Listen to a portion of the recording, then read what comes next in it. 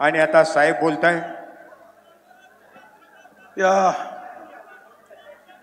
OBC Elgar मेळाव्यासाठी खास उपस्थित असलेले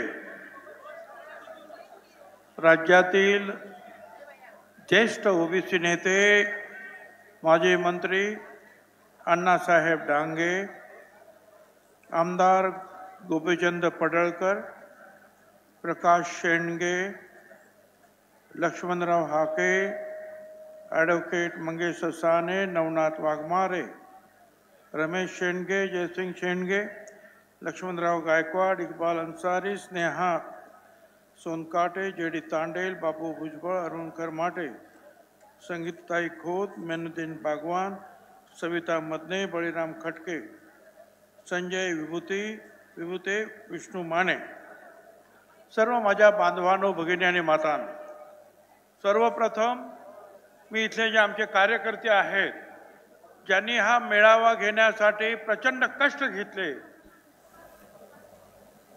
खर्च केला, मी या सगळ्यांचे मनापासून आभार मानतो. त्यांना तुम्ही सगळ्यांनी साथ दिली, त्यामुळे तुमचे सुद्धा मनापासून आभार. आज सकाळी कोल्हापूरला आलो. आमचं दैवत महात्मा ज्योतिराव फुले, छत्रपती शाहू महाराज, डॉक्टर बाबासाहेब आंबेडकर,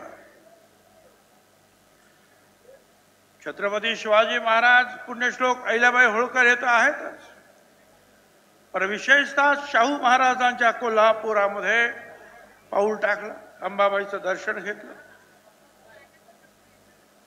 आणि या मेळाव्याला येण्यासाठी निघालो. आणि मग जी माहिती आली, हा सांगली जिल्हा क्रांतिकारकांचा जिल्हा आहे, कलाकारांचा जिल्हा.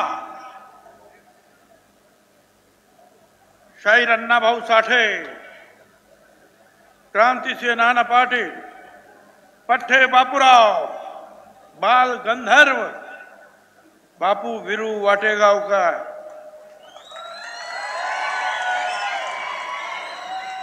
आणि हेही खरं आहे, आजकालच्या अलीकडच्या काळामध्ये जे राज्यकर्ते झाले त्याच्यातील वसंतदादा पाटील आणि राजाराम बापू पाटील आणि असंख्य असे जे आहेत चांगले लोक आहेत, त्या सगळ्यांचा हा जिल्हा,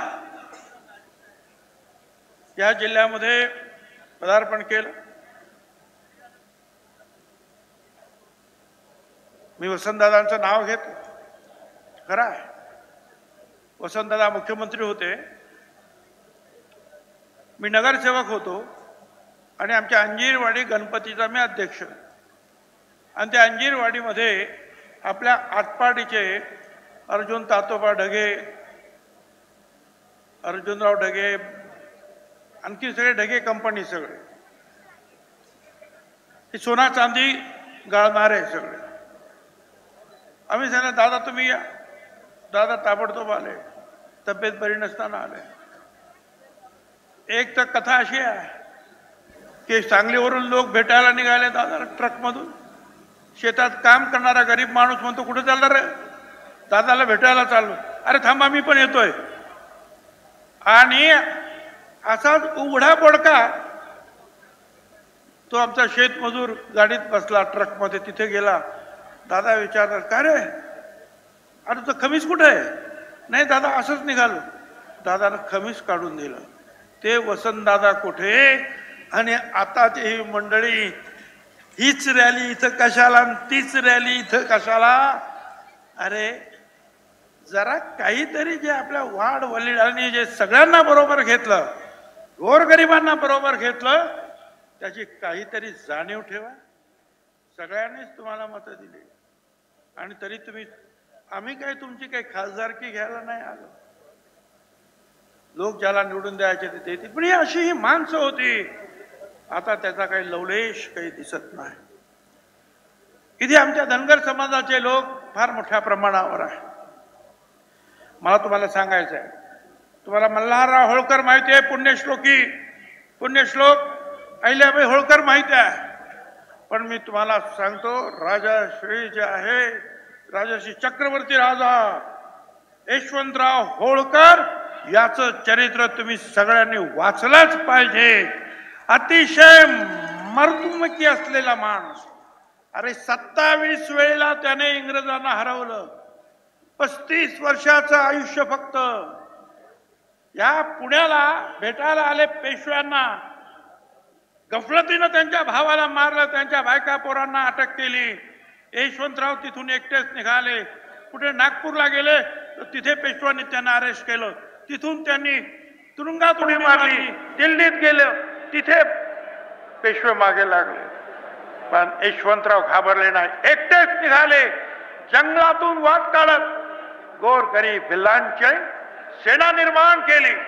पुन्हा एकदा आपलं राज्य केलं. पेशव्यांना पण हरवलं, शिंदेना पण हरवलं आणि इंग्रजांना 27 वेळा हरवलं. 35व्या वर्ष आपण वाचलं पाहिजे. या महाराष्ट्राला प्रबोधन चळवळीचा मोठा वारसा आहे. छत्रपती शिवाजी महाराज सगळ्यांना बरोबर घेऊनच लढले. त्यांच्याबद्दल काय सांगावं बाबा. बहुजन प्रतिपालक होते. त्यांनी मराठा क्षत्रियांबरोबर रामोशी, कोळी, सोनकोळी, मुस्लिम, बेरड, महार, मांग, माळी या सगळ्या जातीतले लोक आणि शेतकऱ्यांमधून सैनिक आणि सरदार नेमले. सगळ्यांना समान स्थान होतं. गरिबांना स्थान होतं. दरारा असा होता एका तुकडीचा शिवाजी महाराजांच्या. 500 लोकांची तुकडी. घाम फुटायचा सगळ्यांना. मुसलमान होते. 123 मुसलमान सरदार होते महाराजांच्या सैन्यामध्ये. सिद्दी इब्राहिम, सिद्दी जोहर, मसूद खान, अंबर वहाब, शमा खान, नूर खान बेगम, मदारी मेहतर, काजी हैदर, किती नावं सांगायची, अनेक. अंगरक्षक त्यांचे बॉडीगार्ड 3 मुसलमान होते.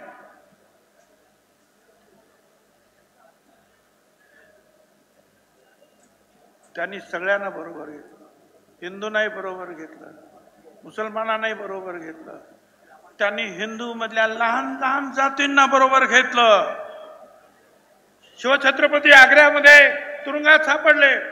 पेटाऱ्यातून पळण्याचा घाट त्यांनी घातला आणि लोकांना तिथे तिथल्या संरक्षक जे पोलिसांना तिथले जे त्यांचे सैनिक मुघलांचे त्यांना संशय येईल म्हणून मदारी मेहतर नावाचा मुसलमान सैनिक महाराजांच्या अंथरुणावर महाराज बनून झोपला.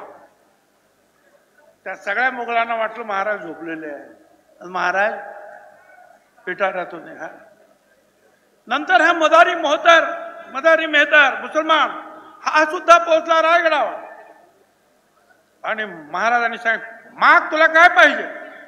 त्यांनी सांगितलं, महाराज मला काय नको, फक्त ह्या सिंहासनाची जबाबदारी, त्याची साफ सफाई ही फक्त मदारी मेहतर करील, आणखीन कुणी नाही. काय माहिती ही अशी माणसं होती. 12 बलुतेदार, बहिर्जी नाईक रामोशी, सदोबा माळी माळी, संभाजी करवर धनगर, नेमाजी शिंदे धनगर, येसाजी गायकवाड माळी, शिवा काशी नावी, जीवा महालाव नावी, येसाजी कंक कोळी, सूर्याजी मालुसरे धनगर, तानाजी मालुसरे, लायाजी पाटील कोळी, कान्होजी आंग्रे कोळी, बाजीप्रभू देशपांडे कायस्थ, मदारी मेहतर मुस्लिम, काजी हैदर मुस्लिम, रायप्पा महार, सिद्धाप्पा महार. हे अशी सगळी माणसं होती. तेव्हा महाराष्ट्र उभा राहिला छत्रपती. पण आता वेगळं चाललंय गड्या. छत्रपती शिवाजीचं नाव घेतात, शिवाजी महाराजांचं, आणि आपल्याच लोकांवर हल्ले करतात. मागच्या ऑगस्ट सप्टेंबर 2 महिने मला शिव्या देत होता हा तिथला नवा नेता. मी काही केलं नाही, बोललो नाही. पण बीडला त्याने आमदारांची घरं जाळली, ओबीसी कार्यकर्त्यांची हॉटेल जाळली, हल्ले केले, त्यांच्या बायका मुलांचे जीव धोक्यात घातले, राख रांगोळी केली त्यांच्या घराची. त्यावेळेला छगन भुजबळ तिथे गेला आणि जायच्या अगोदर आणि गेला आणि सांगितलं आता छगन भुजबळ गप्पा बसणार नाही. तुम्ही अशा रीतीनं जे ओबीसीना आणि या सगळ्या लोकांना वेठी धरू शकत नाही. त्यांची घरं दारं जाळण्याचा काय अधिकार आहे तुम्हाला? छगन भुजबळ तिथे गेला. अंबडच्या लोकांनी आले, भुजबळ साहेब मिटिंग घ्यायची. कुठे? या नवा जो नेता आहे ना त्याच्या अड्ड्यामध्येच जवळच. म्हटलं येतो. 16 तारखेला राजीनामा दिला मंत्रिपदाचा आणि 17 तारखेला अंबडला लाखो लोकांची जाहीर सभा घेतली. मी मग सांगितलं मंत्री आमदार हे सगळं नंतर, पहिल्यांदा हा महाराष्ट्र वाचवला पाहिजे. आणि महाराष्ट्र सगळ्यांचा, कारण महाराष्ट्र मेला तरी राष्ट्र मेले. हा मराठा विना राष्ट्र, मराठा म्हणजे आपण सगळे, मराठा विना राष्ट्र गाडा न चाले. खरा वीर वैरी पराधीनतेचा महाराष्ट्र आधार या भारताचा. हा महाराष्ट्र असा लोळापांगळा होऊन जाईल. गावागावातून हल्ले होत आहेत. आमच्या नाभिक बांधवांच्या दुकानावर हल्ले होतात. लहान लहान मुलांची डोकी फोडली जात आहे.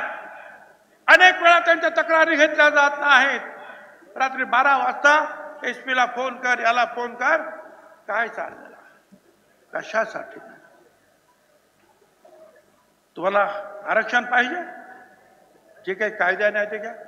आम्ही काही मागतच नाही. आम्ही सांगितलं आमच्या आरक्षणाला धक्का लागू नका. आम्ही काही मागत नाही. त्यांना वेगळं आरक्षण द्या. खरं म्हणजे इथं मराठा समाज, तिथे पटेल, पाटीदार, आमका तिकडे जाट, ह्या सगळ्यांची मागणी होती ओबीसी मध्ये. पण मोदी साहेबांनी 10% EWS म्हणजे आर्थिकदृष्ट्या मागासांना आरक्षण दिलं. वरची सगळी आंदोलनं बंद. महाराष्ट्रामध्ये सुद्धा 10%मध्ये 8.5% मराठा समाजाच्या लोकांना आरक्षण मिळालं. त्याचा फायदा त्यांनी घेतला. अरे तुम्ही हेही घेतलं, कुणबी म्हणून इकडेही तुम्ही येऊन राहिले. परत मराठा आरक्षण पण तुम्हाला पाहिजे. अगोदर म्हणाले नोंदी आहेत तिकडे तेलंगणामध्ये. आम्ही म्हटलं बा ठीक आहे, खरं असेल तर घ्या कुणबी. मग म्हटलं सगळा मराठवाड्यालाच घ्या, सगळा मराठवाड्यात मराठा, त्यांना ओबीसी दाखले द्या, कुणबी द्या. मग महाराष्ट्रातल्या लोकांना द्या. अरे सगळ्यांनाच कुणबी व्हायचं, मग या महाराष्ट्रामध्ये मराठा राहणार आहे का नाही? तर सगळा मराठा संपणार आहे. काय विचार आहे? बरं कुणबी व्हायचं परत सांगत आम्ही मराठा, आम्ही मराठा. ते एका जातीसाठी लढतात. हे खरं आहे, ते एकटेच भाषण करतात. आमच्याकडे अनेक लोक भाषण करतात. काय करणार? माझ्याकडे 334 जाती आहे. प्रत्येक जातीच्या माणसाला मला प्राधान्य द्यावं लागतं. प्रत्येक जातीचा लीडर येऊन बोलतो आणि त्याचं ऐकावं. आम्ही सगळे एक. मी एका जातीचं प्रतिनिधित्व आम्ही करत नाही. आम्ही संपूर्ण वर्गाचं प्रतिनिधित्व करतो. ओबीसी वर्गाचं आम्ही प्रतिनिधित्व करतो. आणि तुम्ही महाराजांचं नाव घेणार, हल्ले करणार. अरे महाराजांची समाधी महात्मा ज्योतिराव फुलांनी शोधून काढली. महात्मा ज्योतिराव फुलांनी पहिलाच छत्रपती शिवाजी महाराजांचा पोवाडा लिहिला, 350 ओव्यांचा. दुसरा पोवाडा मुस्लिम शाहीर अमर शेख यांनी लिहिला. आणि हे सगळे पोवाडे आणि स्वतःचा पोवाडा अण्णाभाऊ साठे यांनी अख्ख्या जगात गायले. शिवजयंती महात्मा ज्योतिराव फुलांनी सुरू केली. अरे आम्ही शिवाजी महाराजांचे नाही. तुम्ही शिवाजी महाराजांचं नाव घेणार आणि आमदारांच्या बायका पोरांवर का, तर कोणी तेली आहे, कोणी माळी आहे, कोणी अमुक आहे. काही मराठा आमदार त्यांच्याही घरावर हल्ले. तर कशासाठी?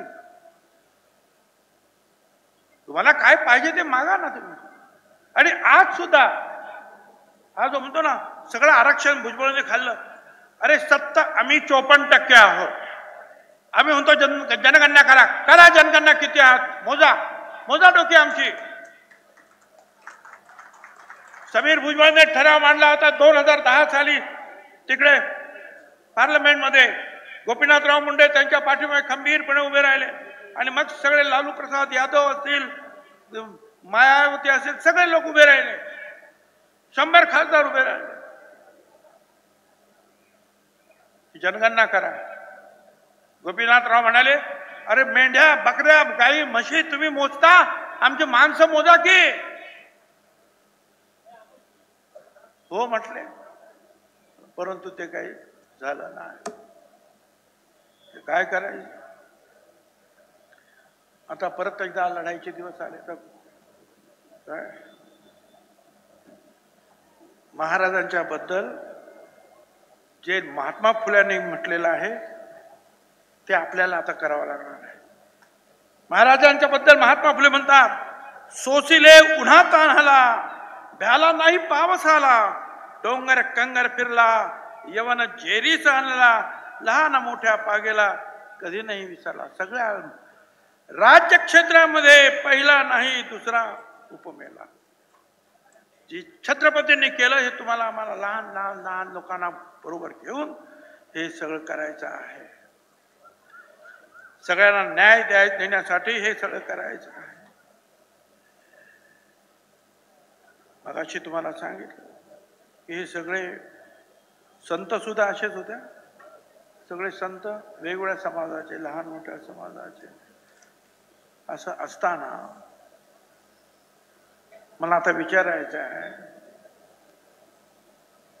की हे ठीक आहे, महायुतीचं सरकार आहे. महायुतीचं सरकार, मी तुम्हाला नक्की सांगतो, तुम्हाला ओबीसी मधून मराठा समाजाला आरक्षण देणं शक्य नाही, म्हणजे नाही देणार. ओबीसी मधून आरक्षण देणार नाही. अरे 4 आयोगाने सांगितलं नाही, सुप्रीम कोर्टाने सांगितलं नाही. बरं, आम्ही 54%, बिहारमध्ये मोजले तर 63% निघाले. हे बाठिया कमिशन वगैरे मी मानत नाही. घाईने जे आहे त्यावेळेला खानविलकर नावाचे जज बसले होते सुप्रीम कोर्टात, 15 दिवसातच करा, एम्पिरिकल डाटा आणा, नाहीतर निवडणुका घ्या. आणि 92 नगरपालिकांचे इतर निवडणुका घेतले, एक सुद्धा ओबीसी नाही. आणि म्हणून घाईने जे काय करायचं ते आम्ही केलं. पण आम्ही 54% पेक्षा जास्त या मोजा. आणि 54%ला 27% आरक्षण दिलं. आणि आरक्षण भरलं किती? सगळं भुजबळांनी खाल्लं म्हणतात. अरे 27% आरक्षणासमोर सरकार म्हणतं फक्त 9.5% आरक्षण आमचं भरलंय. आमचा बॅकलॉग किती आहे? 9.5% तुम्ही भरलं. आमचा बॅकलॉग अगोदर भरा, मग इतरांचा विचार करा. आम्ही सांगतो वेगळं आरक्षण द्या ना, आमचा सपोर्ट घ्या तुमचं वेगळं आरक्षण. पण नाही, इथेच घेणार, याच्यातच घेणार. कशासाठी घेणार? मला त्यांना विचारायचं. विचारा, महाविकास आघाडीच्या लोकांना विचारा ना. म्हणजे आमचे तर हे महायुतीचे आम्ही सांगितलं तुम्हाला.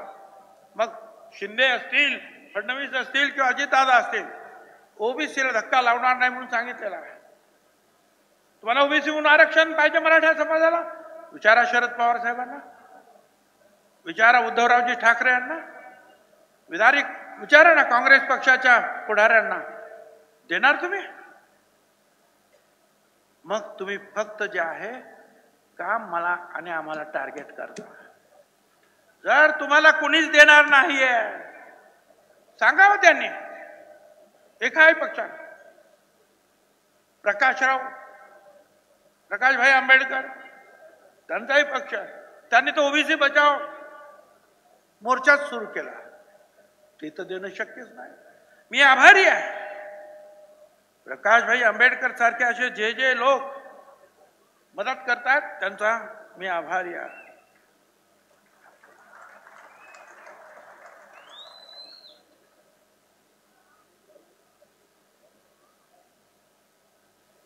मुस्लिम आरक्षण, मी मुस्लिम आरक्षण देणार. कोण सांगतो? हा नवा पुढारी सांगतो. त्याला म्हणावं, अरे 20-25 वर्षापूर्वीच फार मोठे कलाकार दिलीप कुमार हे विलासराव देशमुख आणि माझ्याकडे आले आणि मला सांगितलं, भुजबल जी आप अगर माली है, आपको आरक्षण है, मैं तो बागवान हूँ, माली और बागवान तो एक ही है, जब तुमको आरक्षण है तो मुझे क्यों नहीं है? मैं बोला जरूर दूंगा. आणि मग त्यानंतर आम्ही आरक्षण दिलं, बागवान यांना दिलं, आपले खाटीक तिकडे कुरेशी त्यांना दिलं, आपले भावसाहेब तिकडे मणियार त्यांना दिलं. असे जे जे म्हणून आहेत मुस्लिमांमध्ये ओबीसी सारखे, त्या सगळ्यांना आरक्षण दिलेलं आहे. त्यासाठी दिलीप कुमार, आमचे शबीर भाई अन्सारी हे गावागावात गेले, प्रचार केला. नाही मी आता मुस्लिमांना सुद्धा आरक्षण देणार आहे. तू काय मुस्लिमांना आरक्षण देतो? तर समजतं का आरक्षण म्हणजे काय? आरक्षण म्हणजे काय? बाबासाहेब आंबेडकरांनी का आरक्षण दिलं हे ज्यांना अगोदर समजून घ्या. हजारो वर्ष जे दबले गेले, पिचले गेले, सामाजिक दृष्टीने मागास राहिले, त्यांना पुढे आणण्यासाठी हे आरक्षण आहे. हे हा गरीब आणि श्रीमंत हा प्रश्न येत नाही. समजा आजचा गरीब आहे एखादा, समजा मराठा समाजाचे एक झाला गरीब आहे, त्याला आरक्षण दिलं, उद्या तो श्रीमंत झाला, मग आरक्षण काढून घ्या. आणि उलटे समजा हा श्रीमंत आहे म्हणून आरक्षण नाही, उद्या तो गरीब झाला, मग त्याला आरक्षण द्यायचं का नाही? अहो आरक्षण हे आर्थिक स्थितीवर नाही, आरक्षण सामाजिक दृष्ट्या जे मागास राहिलेले आहेत त्यांना वरती आणण्यासाठी. पण ज्याला माहीतच नाही आरक्षण काय म्हणतात ते काय, एकदा म्हणेल हे, एकदा म्हणेल ते, एकदा म्हणेल मराठवाडा, एकदा म्हणेल कुणबी, एकदा म्हणेल सगळा महाराष्ट्र, एकदा म्हणेल इथंच इथं एकदम तिथंच, आता म्हणेल सगळे सोयरे. अरे सगळे सोयरे ते कुठून आणलं नवीन? मगाशी सगळ्यांनी सांगितलं, आपण वडिलांचं नाव लावतो की नाही? आडनाव वडिलांचं नाव लावतो. भारतामध्ये वडिलांच्या पितृसत्ता काय आपली पद्धती. हा म्हणतो सगळे आणि सोयरे, त्यांना पण द्या. मी 4 माझी ऍडव्होकेट जनरलला विचारलं, 4 आणि एक चीफ जस्टिस हायकोर्टाचे, त्या सगळ्यांचं लेखी घेतलं, हे घ्या, हे असंच आहे काय. त्यांनी सांगितलं हे शक्यच नाही.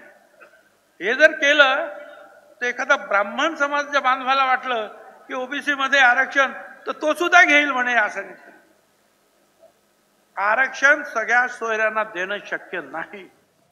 द्यायच्या असेल 8 लाख आम्ही हरकती घेतलाय, त्या सगळ्यांची जी आहे सुनावणी करा सुनावणी त्यांची. मी घेतल्याशिवाय राहणार नाही. अरे काय चाललेलं आहे? सगळ्यांनीच खरं म्हणजे जे आहे हे त्यांची जी सगळ्या पक्षांची भूमिका आहे ती स्पष्ट केली पाहिजे. ते सुद्धा फिरतायत काय आमच्या नावाने शंख फोडतायत. आम्ही शांत आहोत, कायद्याप्रमाणे चालणार आहोत. उगीच उठ सूट वाटेल ते बोलणार नाही. मी हेही बोलणार नाही की सगळा मराठा समाज वाईट आहे, सगळ्यांना वाईट टाका, नाही. पण जो जो ओबीसीच्या जीवावर उठला त्याला मात्र तुम्ही अजिबात सोडू नका, एवढंच मला तुम्हाला सांगायचं. अनेक मराठा आहेत नाही ते एक तर शांत आहे किंवा आपल्या बाजूने बोलतायत, सगळ्यांच्या विरुद्ध मी नाही. आणि आपण सुद्धा एकीनं राहिलं पाहिजे. ही जी रॅली निघाली एल्गा, हा एकीने आहे. आणि त्यांना सांगतो मी, तुमसे रोका न जाएगा हमारा काफिला, हमने ये भीड़ नहीं, लोगों के दिल जीते हैं, लोगों के दिल जीते हैं. आणि तुम्हाला सगळ्यांना सांगतो, बदल जाओ वक्त के साथ या फिर वक्त बदलना सीखो. मजबूरियां तो आती है जाती है, मजबूरियों को मत कोसो. हर हाल में चलना सीखो और हर हाल में जीतना भी सीखो. सगळ्यांनी एकत्र राहून हे शक्य आहे, त्याच्यासाठी एकत्र लढवावं लागेल. आम्ही 288 उमेदवार उभे करू. अरे 88 तर उभे कर, 288 कुठून करतो? आणि 288 मध्ये 8 तर निवडून ये ना, मैदानात ये, निवडणुका लढाव, हिंमत असेल तर लढाव निवडणूक. चॅलेंज आहे माझं, 288 उमेदवार उभे करून दाखव. मगाशी चांगलं सांगितलं एकाने, म्हणजे त्याला हेही माहिती नाही या 288 मध्ये राखीव जागा आहेत, दलितांच्या राखीव आहे, आदिवासींच्या राखीव आहे, तिथे सुद्धा मराठा समाजालाच उभं कर. काय हुशार माणूस किती. मागच्या लोकसभेला बीडमध्ये गेले, म्हणजे ओपनची जागा आहे ना, मग इथे वंजारी समाजाची पंकजाताई कशी काय उभी? अरे लोकसभेत नाशिकला आला, माझं नाव चालू होतं की उभं राहायचं. अरे नाशिक ओपन आहे, मग भुजबळ इथे कसा काय उभा राहू शकतो? त्याला हेही माहिती नाही की विधानसभा लोकसभेमध्ये ओबीसीला आरक्षण नाही, हे सुद्धा त्याला माहिती नाही. मोठा अक्कलवान प्राणी आहे, रोज नवीन नवीन काहीतरी काढणार, रोज नवीन नवीन. काल परवा म्हणे त्याला बोलता बोलता भोवळ आले. मी परमेश्वराकडे प्रार्थना करतो की त्यांच्या तब्येतीला आराम मिळू दे. लढू दे ना, मैदानात लढण्यासाठी सुद्धा मनुष्य आपल्याला तगडा पाहिजेच ना. काय आम्ही त्याच्यासारखे दुष्ट नाही, आम्ही त्यांना शिव्या देणार नाही. आम्ही सांगू परमेश्वरा त्यांना मोठं आयुष्य दे आणि बुद्धी सुद्धा दे, प्लीज प्लीज त्यांना बुद्धी सुद्धा दे. आयुष्य नुसतं देऊन काय, हे सगळं आरक्षण त्यांना समजावून सांगा कोणी. हे सगळं जे आहे करत असताना आज सगळ्यांसाठी आपण काम करतो ना. आपल्या गावागावातली भांडणं संपली पाहिजे. मी शरद पवार साहेबांकडे गेलो मी पवार साहेबांकडे, कुणाला विचारलं नाही. सकाळपासून या टीव्हीवर चालू होतं, भुजबळ गेले पवार साहेबांचे, ते पवार साहेब त्यांना भेटत नाही, ते अमुक आहेत तमुक आहेत. मी गेलो, माझ्या अगोदर मिलिंद नार्वेकर शिवसेनेचे MLC ते भेटायला आले होते. ते 10 वाजता गेले म्हणून मी 10:15 वाजता गेलो, तर ते पण बाहेरच बसलेले होते. काय झालं, साहेब तब्येत बरी नाही, झोपलेले. त्यांच्याशी 15-20 मिनिटं बोललो. मग ते साहेबांचे जावई आले सुळे, म्हणे जरा आतमध्ये या. ते मिलिंद नार्वेकर, मग ते आतमध्ये भेटले की नाही माहीत नाही, आले आणि मग माझ्याशी परत बसले गेले. मग मला म्हणे अहो ती साहेबांची तब्येत बरी नाही. म्हटलं ठीक आहे, झोपू दे त्यांना, मला पण एक कुशी आणून द्या, मी पण या कोचावर जरा झोपतो, आणि एक पुस्तक आणून द्या. मला आभार मानले त्या पाहिजे त्या लोकांचे, तिथल्या जे सेवक वर्ग. नेमकं शाहू महाराजांचं पुस्तक मला आणून दिलं, बस वाचत बसलो. मी म्हटलं साहेब जेव्हा उठतील तेव्हा मी भेटणार आहे, तोपर्यंत मी आहे इथे. आणि साहेब खरोखरच आजारी होते, काय खोटं सांगायचं कारण नाही. उठल्यावर त्याने मला ताबडतोब बोलवलं. ते पलंगावरच झोपलेले होते. मला विचारलं त्याने कशाला आला होता. आवाज खोल गेलेला होता, आजारी होते खरं आहे. मी कधी त्यांना पलंगावर झोपलेलं कधीच पाहिलेलं नव्हतं, पण ते आजारी होते, झोपले होते. पण तोपर्यंत भुजबळांना भेटलेच नाही. 2 तास भुजबळ बसून आले. होय, मी 2 तास नाही 10 तास बसलो असतो. कुणासाठी? माझ्या गोर गरीब त्या ओबीसीच्या लहान लहान घरांवर हल्ले होत आहेत, लहान लहान पोरांची डोकी फोडली जात आहेत, त्यांची हॉटेल तोडली जात आहेत, त्यांच्या विरुद्ध मारामाऱ्या केल्या जातात, त्यांच्या विरुद्ध कारवाई होत नाही. त्यांच्या संरक्षणासाठी मी जाणार, मी पवार साहेबांकडे जाणार, गरज पडली तर मोदी साहेबांकडे जाणार, राहुल गांधी कोणाकडे पण जाईल, ह्या गोर गरिबांसाठी जाणार. आणि मी पवार साहेबांना हेच म्हटलं, मी काही मागायला स्वतःसाठी गेलो नाही.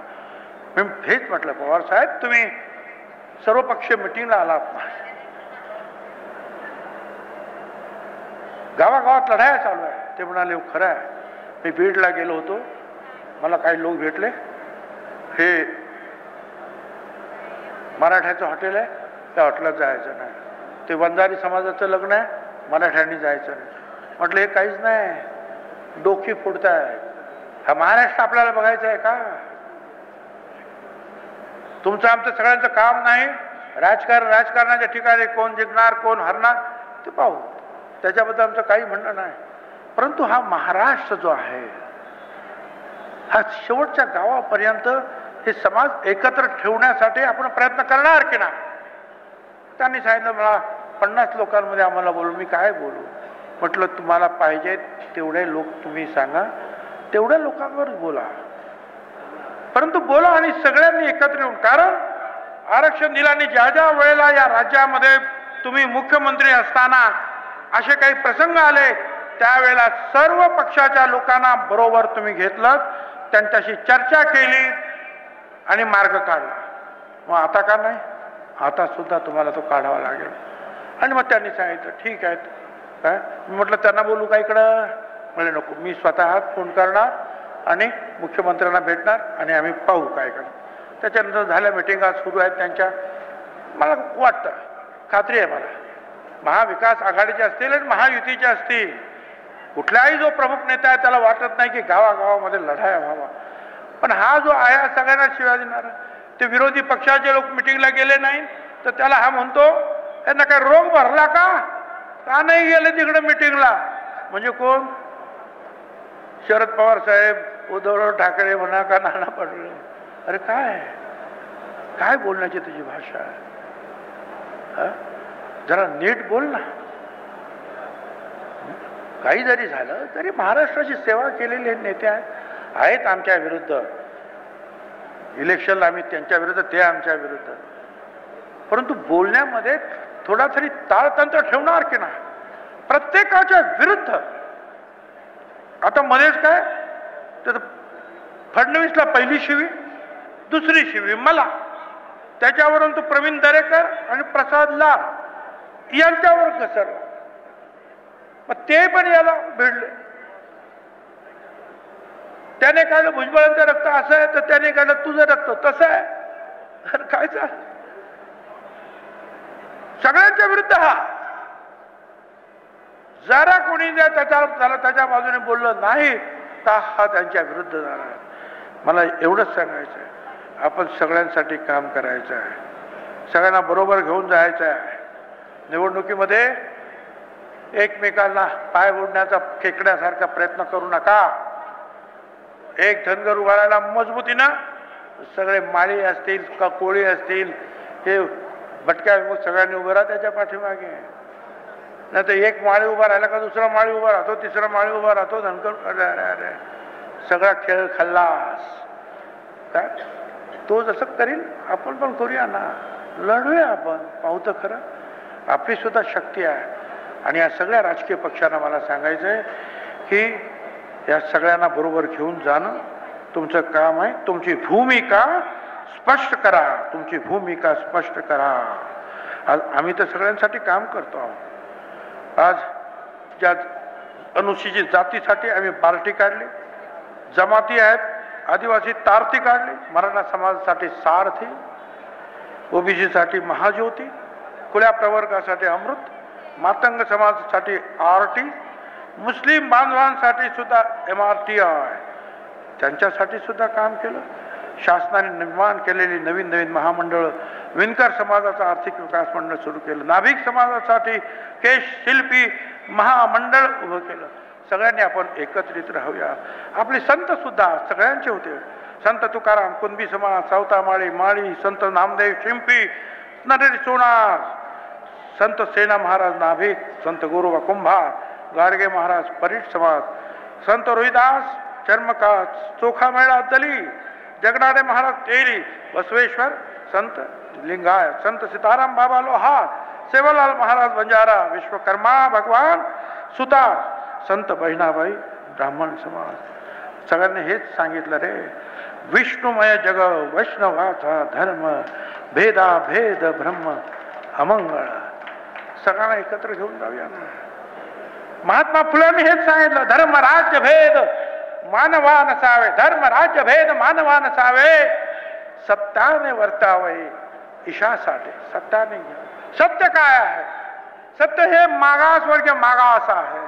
आणि त्यांना बाबासाहेब आंबेडकरांनी आरक्षण दिलेलं आहे, हे सत्य आहे. आणि मग ते आरक्षण सांभाळण्यासाठी तुम्ही आम्ही मग गाव पातळीपासून सगळ्यांनी एकत्रित राहिलं पाहिजे. हे का असं होतं? गावागावात आपण एकमेकाच्या विरुद्ध भांडतो, मग तालुक्यात भांडतो, मग जिल्हा परिषदला भांडतो, मग आपोआप आमदारकीला भांडतो, आपण कुठेच नाही, मग आपोआपसात भांडतो. गावागावातून तुमची जी एकजूट पुढे आली पाहिजे. काही ठिकाणी प्रयोग झाले आणि काही ठिकाणी आमच्या काही महिला ज्या आहेत मागासवर्गीय त्या सुद्धा फक्त ओबीसी पर्व एकच सर्व एकच बॅनर लावला आणि सरपंच म्हणून निवडून आल्या सगळ्यांच्या विरोधात. हे सगळं होतं, पण तुम्ही एकत्र राहा एवढंच मी तुम्हाला सांगतो. आणि जर आपण जर एकत्र राहिलो तर तुम्हाला अटल बिहारी वाजपेयींनी सुद्धा तेच सांगितलं होतं, निज हाथों में हंसते हंसते आग लगाकर जलना होगा, कदम मिलाकर चलना होगा, कदम मिलाकर चलना होगा. सगळ्यांनी एकमेकाबरोबर आपण जाऊया आणि ह्या आरक्षणाचं आपल्या ओबीसी आरक्षणाचं संरक्षण करूया. धन्यवाद. जय हिंद, जय महाराष्ट्र. एबीपी माझा, उघडा डोळे बघा नीट.